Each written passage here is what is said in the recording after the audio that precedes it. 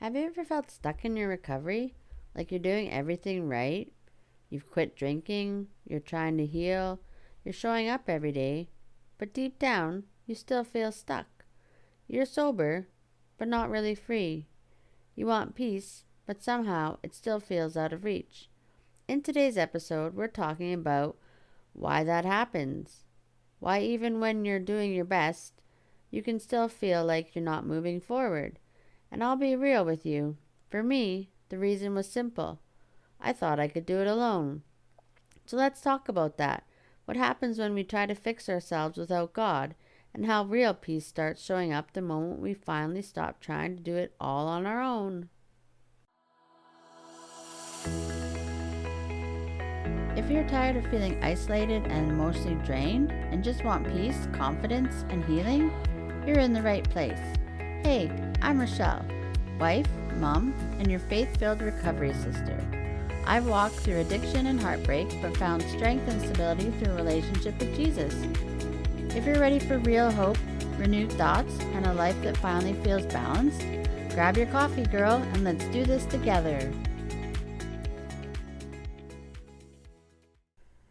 Hey friend, for a long time, I really believed I had things under control. I thought if I could just stay busy, keep my mind occupied, and do better, then I'd be fine. After all, I was sober. I was showing up. People were proud of me. But inside, I was still fighting. My mind was loud. My thoughts raced all day. And no matter how much progress I made, something still felt missing. I told myself I didn't need help. Not from people. And definitely not from God. I wanted to prove that I could do this recovery thing by myself. But that kind of thinking only made me feel more alone. I started confusing independence with strength. And I wore that independence like armor. Like if I just stayed strong enough, no one would see how much I was really struggling. But underneath all that strength was fear. The fear of failing again, or the fear of being judged. Fear that maybe I wasn't worth saving. And when you live from that place, you don't move forward. You circle around the same pain over and over again. I remember one night, standing in the kitchen, staring at a bottle. I had gone months without drinking, and there I was again whispering, "It's just one." But then, right in that moment, I felt this stillness. Not a loud voice, not a sign from heaven, just this quiet thought that said, "You don't have to do this alone anymore." And it hit me. That's what I'd been doing. Everything alone. Every craving, every emotion, every hard day. All handled in my own strength. And it wasn't working.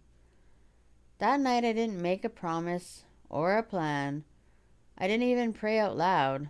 I just whispered, "Okay, God, if you're real, I need you." And peace showed up. Nothing crazy, no fireworks, not instant change, just a gentle, steady, real kind of peace. It was the first time I didn't feel stuck in my own effort, because for the first time, I wasn't relying on me. And here's what I've learned. When we try to heal on our own, we hit walls. When we try to control everything, we get tired. And when we try to fix ourselves, we end up stuck right where we started. But when we invite God into it, even just a tiny little whisper, something can shift. He doesn't force his way in, he waits for permission. Romans 12:2 says, "Let God transform you into a new person by changing the way you think."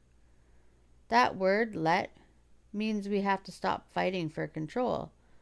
It's not make yourself new, it's let God do it. And that's the hardest part of recovery, learning to let go. I want you to think about this for a minute. Where in your life right now are you still trying to do it alone? Maybe it's your emotions. Maybe it's how you parent, or how you handle money, or how you deal with people who hurt you. Maybe it's your thoughts late at night when the loneliness creeps in. We all have those areas we keep locked up tight, you could say. The ones we tell ourselves, I've got this. But what if that's exactly where God wants to meet you?